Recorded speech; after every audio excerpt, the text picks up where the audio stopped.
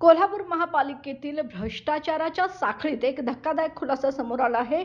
वराळे यांनी कसबा बावड्यातील ड्रेनेजचं काम न करता 85 लाख रुपयांची बिले उचलल्याचा आरोप सत्यजित कदम यांनी केल्यानंतर वराळे यांनी थेट टक्केवारीसह कामाची यादीच दिली आहे। ठेकेदार श्रीप्रसाद वराळे यांनी थेट नाव घेऊन कोणाला किती टक्केवारीने किती पैसे दिले याची यादीच प्रसार माध्यमांसमोर व अधिकृत यंत्रणांकडे सादर केली आहे। त्यांच्या म्हणण्यानुसार कनिष्ठ अभियंता प्रज्ञा गायकवाड यांनी 2% म्हणजे 1,20,000, शहर अभियंता नेत्रदीप सरनोबत यांनी 1,20,000 रुपये, ॲडिशनल कमिशन रोकडे यांनी 1% म्हणजे 60,000 रुपये, उपशहर अभियंता कांबळे यांनी 60,000 रुपये, क्लार्क नाईक व अधीक्षक सूर्यवंशी यांनी प्रत्येकी 6,000 रुपये।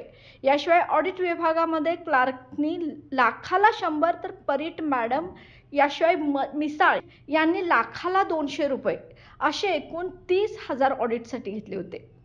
ही रक्कम एकूण सुमारे 5 लाख इतका घसघशीत हिशेब केवळ एक बिल मंजूर करण्यासाठी ठेकेदाराकडून घेतल्याचा दावा वराळे यांनी केलाय।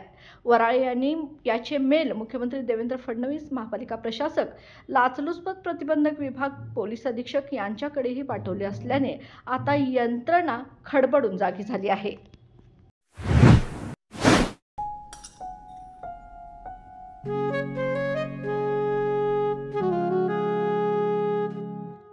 बाबा, आज येताना बासुंदी घेऊन या ना। अगं, कालच आपण आईचा वाढदिवस होता म्हणून आणली होती ना।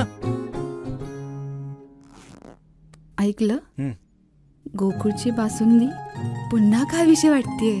खरं सांगू, मलाही खावीशी वाटतेय। पुन्हा पुन्हा खावीशी वाटणारी गोकुळ बासुंदी।